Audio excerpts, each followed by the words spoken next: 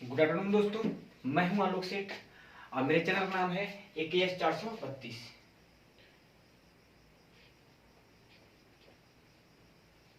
आप लोग इस चैनल को सब्सक्राइब करिए, मेरी वीडियो को लाइक करिए और मेरा वीडियो शेयर करिए, ताकि आज हम समास हिंदी का चैप्टर समास लेके आए हुए हैं, जो कि लेखपाली में बहुत इंपॉर्टेंट है, यूपीएसआई में बहुत ही इंपॉर्टेंट रोल अदा करेगा और भी वनडे की परीक्षाओं में बहुत ज्यादा रोल अदा करेगा।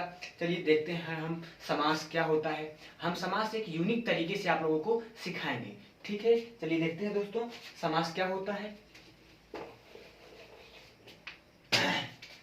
समास समास दो शब्दों से मिलकर बना होता है, सम धन आस। सम धन आस। सम जो होता है ये उपसर्ग होता है, सम जो होता है ये उपसर्ग होता है, और आस जो होता है ये प्रत्यय होता है। ये उपसर्ग होता है, ये उपसर्ग होता है और ये प्रत्यय होता है। समास दो शब्दों से मिलकर बना होता है समास। समास का अर्थ, समास का अर्थ होता है संक्षेप। समास का अर्थ होता है संक्षेप या संक्षेपीकरण या संक्षेपीकरण, संक्षेपीकरण या संक्षिप्तीकरण या संक्षिप्तीकरण, संक्षिप्तीकरण। समास का अर्थ होता है संक्षेप या संक्षेपीकरण या संक्षिप्तीकरण। और इसका विलोम क्या होता है? समास का विलोम, समास का विलोम व्यास होता है। समास का विलोम व्यास होता है। अब चलिए हम लोगों ने जान लिया कि समास दो शब्दों से मिलकर बना होता है। समास का अर्थ क्या होता है, समास का विलोम क्या होता है।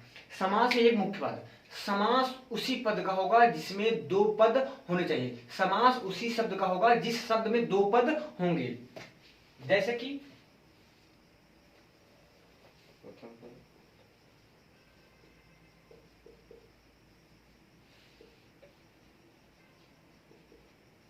इन शब्दों में दो शब्द आपको दिख रहे हैं।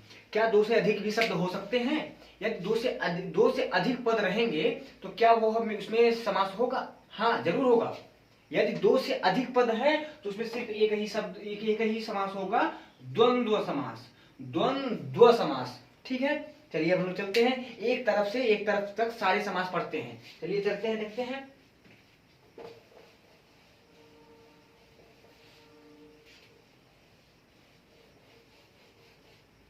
ये हम लोग देखते हैं समास के कितने भेद होते हैं। पहले हम लोग जान लेते हैं समास का मतलब कि डिफिनेशन क्या होता है। समास दो शब्दों से, समास दो पदों का योग होता है, जो मतलब समाधन माने कि सम माने समान और आस मतलब बिठाना, मतलब कि पास में बिठाना, ठीक है, या संक्षेप में करना। चलिए, समास के कुल 6 भेद होते हैं। समास के कुल 6 भेद होते हैं। समास के कुल 6 भेद होते हैं। समास के कुल 6 भेद होते हैं। अब कौन कौन से होते हैं, चलिए देखते हैं। पहला,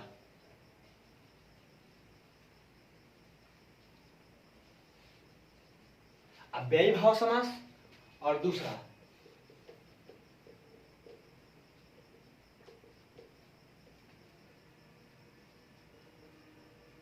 तत्पुरुष समास, उसके बाद तीसरा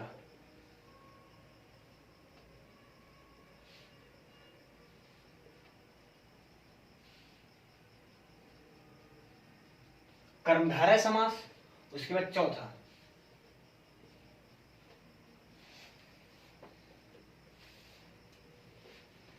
द्विगु समास, पांचवा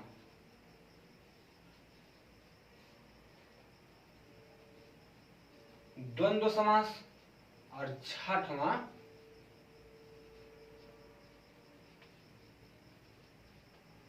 बहुब्रीहि समास। ठीक है दोस्तों, समास 6 प्रकार के होते हैं। समास के 6 भेद होते हैं। तत्पुरुष समास, अव्ययी समास, अव्ययी भाव समास, तत्पुरुष समास, और कर्मधारय समास, द्विगु समास, द्वंद्व समास और बहुब्रीहि समास। अच्छा, जैसे रसों का एक राजा होता है जिसको हम कहते हैं श्रृंगार रस, तो समासों का भी एक राजा होता होगा। तो उसको हम क्या कहते हैं, बहुब्रीहि समास को समासों का राजा कहा जाता है। समासों का राजा, समासों का राजा या स्वामी कहा जाता है। समास या स्वामी भी इसी को कहा जाता है, या स्वामी भी इसी को कहा जाता है। जैसे रसों में रसों का राजा कौन होता है, तो श्रृंगार रस कहते हैं। और उसके बाद समासों का राजा कौन होता है, तो बहुब्रीहि समास कहा जाता है। चलिए हमने सारे कौन कौन से भेद होते हैं वो हम जान लिए हैं। अब इसको हम आंतरिक तरीके से, मतलब कि इसके विस्तार तरीके से को पढ़ते हैं। ठीक है,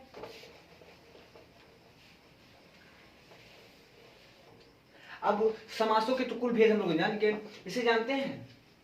समास के प्रधान और अप्रधान, प्रधानता जानते हैं। दो समासों में दो पद होते हैं, एक उत्तर पद, एक पूर्व पद। पूर्व पद, उत्तर पद। एक पूर्व पद यदि प्रधान होता है तो उत्तर पद अप्रधान होता है। पूर्व पद अगर प्रधान होता है तो उत्तर पद गौण होता है। एक गौण एक प्रधान होता है। तो हम प्रधान या प्रधानता और अप्रधानता, प्रधानता और अप्रधानता या प्रधानता और गौण के आधार पर कितने भेद होते हैं, चलिए देखते हैं कितने भेद होते हैं। तो इसके कुल 4 भेद होते हैं। 4 भेद होते हैं। कौन कौन से, अव्ययी भाव समास, अव्ययी भाव समास, ये पहला, ये है दूसरा तत्पुरुष समास, तत्पुरुष समास। तीसरा द्वंद्व समास, और चौथा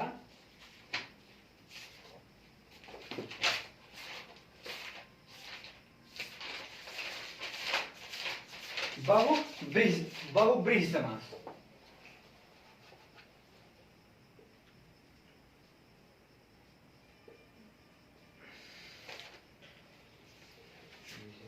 चार प्रकार के जो है बहुब्रीहि समास। अब आप लोगों के मन में चल रहा होगा कि कर्मधारय समास भी होता है, तो हम बता देते हैं कि कर्मधारय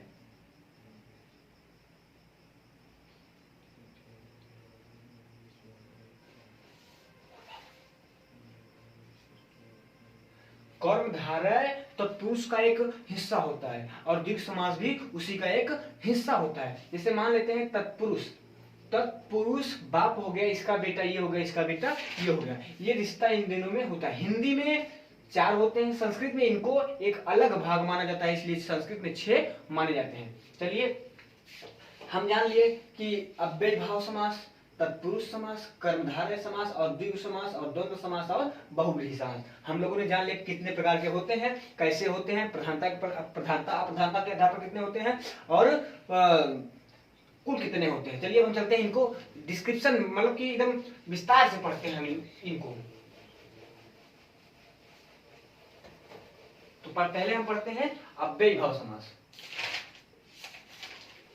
अव्ययी भाव समास,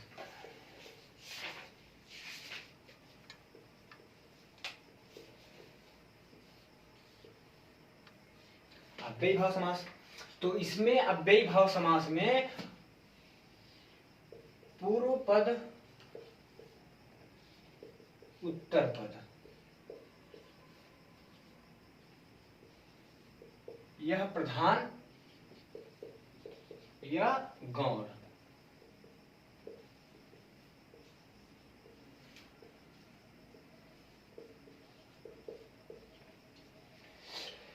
पूर्व पद प्रधान होगा, उत्तर पद गौण होगा, उसको अव्ययी भाव समास कहते हैं। ठीक है, तो अव्ययी भाव का पूर्व पद प्रधान होगा, उत्तर पद गौण होगा, उसको हम क्या कहेंगे, अव्ययी भाव समास। चलिए इसको हम कुछ एग्जांपल इसका देख लेते हैं।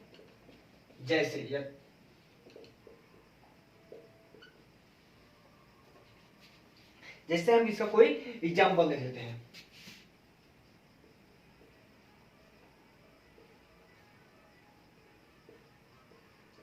प्रतिदिन, प्रतिदिन यानी क्या होता है,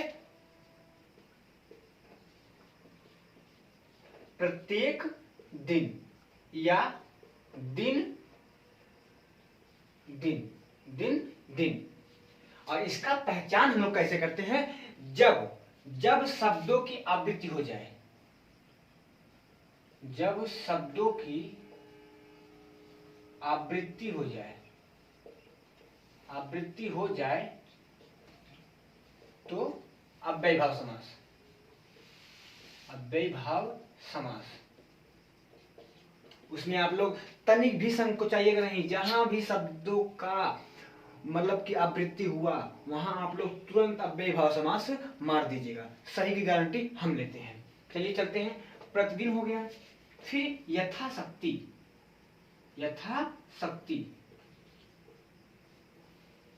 शक्ति के अनुसार, शक्ति के अनुसार।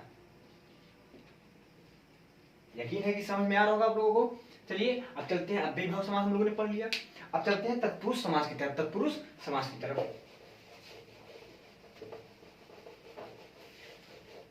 चैनल को सब्सक्राइब करिएगा, वीडियो को लाइक करिएगा, वीडियो को शेयर करिएगा और बेल आइकन को प्रेस जरूर करिएगा। चलिए चलते हैं दूसरे तत्पुरुष समास की तरफ। तत्पुरुष समास की, तत्पुरुष समास क्या होता है? तत्पुरुष समास के भी 6 भेद होते हैं। अभी हमने बताया समास के 6 भेद होते हैं और तत्पुरुष समास के भी 6 भेद होते हैं। अब तत्पुरुष समास का मतलब कि डिफिनेशन क्या होता है ये आप सुन लीजिए। शब्दों का विग्रह करने पर, विग्रह करने पर, करने पर कारक चिन्ह, कारक चिन्ह का लगा होना, लगा होना, लगा होता है। शब्द यदि वह तत्पुरुष, यदि कोई शब्द तत्पुरुष समास है, यदि आप उस शब्द को मतलब तोड़ेंगे यानी कि विग्रह करेंगे तो उसमें कोई ना कोई कारक चिन्ह अवश्य लगा होगा। चलिए देखते हैं कैसे लगा होगा, देखते पहले इसको इसी का हम आपको एग्जाम्पल देख लेते हैं।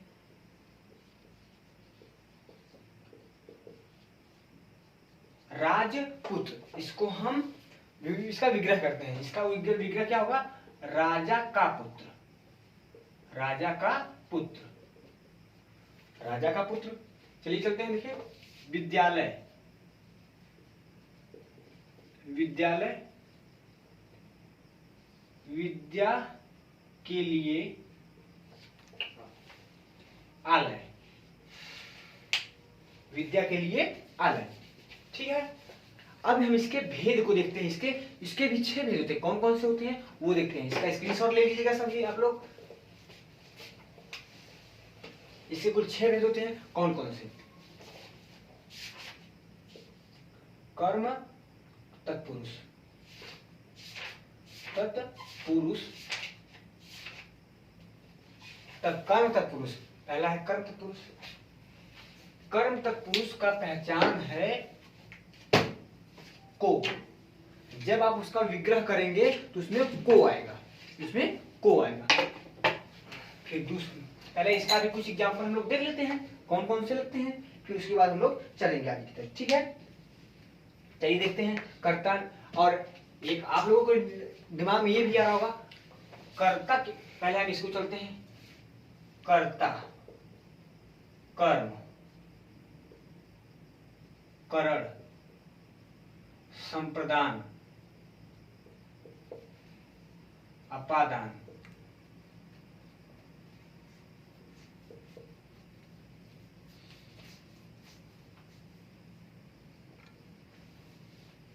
संप्रदान, अपादान,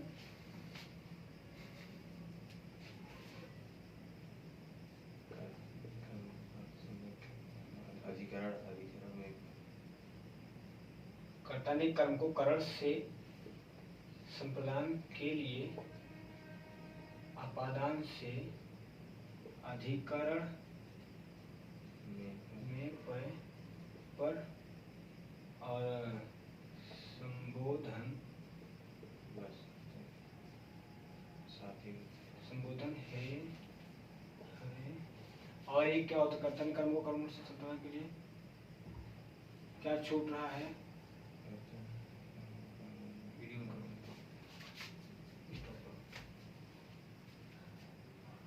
देखते हैं 8 होते थे, 8 होते हैं। इसमें प्रथमा है, इसमें प्रथमा, ये द्वितीय, ये तृतीया, ये चतुर्थी, ये पंचमी, ये षष्ठी, ये सप्तमी, लेकिन ये अष्टमी नहीं, ये भी प्रथमा।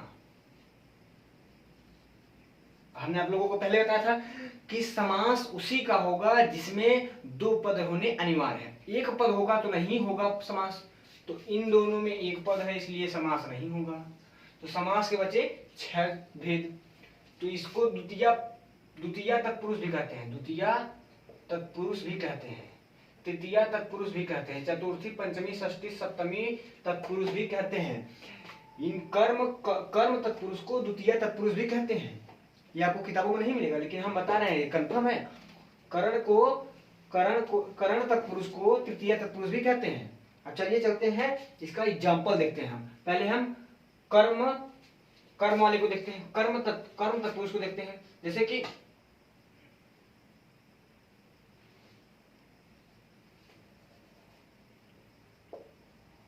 पंछी मार, यानी कि पंछी को मारने वाला। पंछी मार यानी कि पंछी को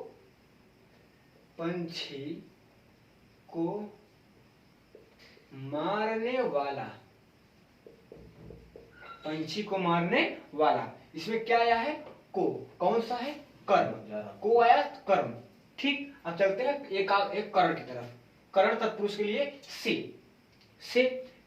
से जहां सहायक हो, सहायक के लिए, से यानी कि सहायक के लिए, और इसका से यानी कि अलगाव के लिए। यहाँ सहायता के लिए, यहाँ अलगाव के लिए होगा। ये सहायता के लिए सहायक होता है, ये अलगाव के लिए होता है। ठीक है, चलिए देखते हैं। अभी ये सहायक वाला है, ये सहायक वाला है। तो सहायक वाले के लिए क्या होता है देखते हैं। करण से क्या होता है? अकाल पीड़ित। तो इसका क्या होगा? अकाल से पीड़ित। यहां से और एक ये भी होता है के द्वारा, से और के द्वारा। इसका अकाल के द्वारा पीड़ित भी हो सकता है और अकाल द्वारा भी पीड़ित हो सकता है। इससे हमने बताया अधिकरण में पय पर। इस समय पर का पय का यूज नहीं होता है, में और पर का। आप कोई भी उदाहरण हमको बताइए जिसमें पय हो, नहीं होता है, लेकिन उसका में पय पर वो होता है, लेकिन एक भी नहीं दिखता है एग्जाम्पल, इसलिए हम इसको नहीं बता रहे हैं। करण हो गया। अब संप्रदान में जैसे कि विद्यालय, तो इसका क्या होगा? विद्या के लिए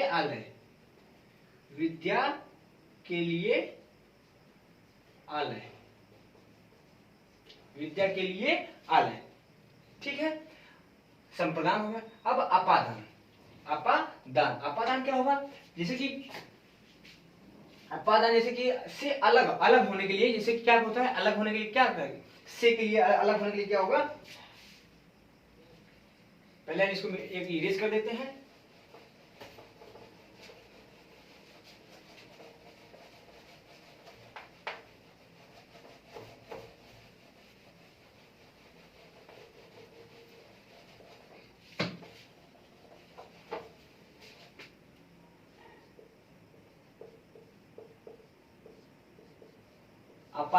अपादान में मैंने क्या था? से, लेकिन अलगाव के लिए जैसे एक देखते हैं, रोग मुक्त यानी क्या होता है?